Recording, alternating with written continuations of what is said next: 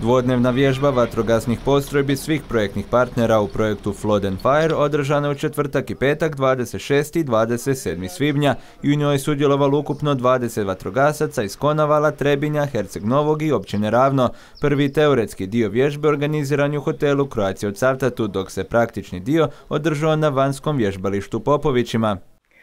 Projekt Flood and Fire jedan je od brojnih projekata koji se provode u općini Konavle, koji su sufinancirani od strane EU fondova i pravi je primjer kako se putem EU fondova može utjecati na kvalitetu života u zajednici, konkretno u općini Konavle, a i šire.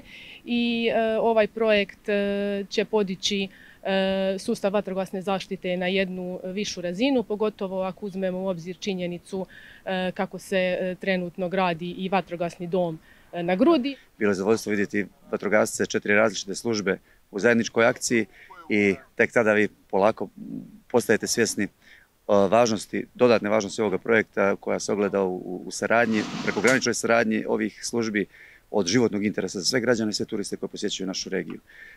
Mi se sa naše administrativne strane trudimo da ovaj projekat iznesemo do kraja onako kako treba, da i preostale 3 vježbe budu jako uspješne, da oprema koja je naručena bude na dobro korištenje našim vatrogascima, na zadovoljstvo svih građana ove regije i jednostavno ovakvi projekti daju dodatnu snagu svima nama da nastavimo saradnju u ovoj oblasti i da konstantno unapređujemo naše službe zaštite i spasavanja i vatrogasne jedinice.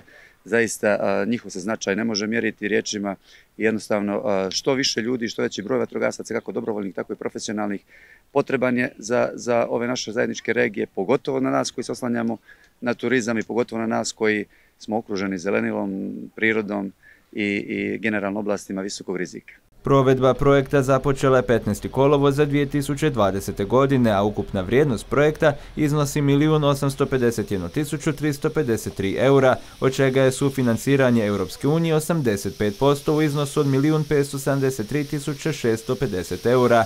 Glavni partner projekta je općina Herceg Novi, dok su projektni partneri uz općinu Konavle još i grad Trebinje te općina Ravno.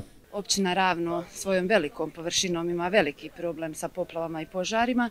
Iznimno nam je drago da smo partneri na ovako jednom projektu koji planira nam pripomoći i riješiti naše probleme. Kroz ovaj projekt naše službe za spašavanje dobit će adekvatnu opremu kojom će moći brže rješavati probleme nastale vezane za poplave i požare u općini Ravno. Glavni cilj projekta je povećati spremnost obuhvaćenog prekograničnog područja za pravovremene i kvalitetne reakcije u slučaju prirodnih katastrofa, ali katastrofa uzrokovanih ljudskim faktorom te smanjiti i ublažiti negativne posljedice istih.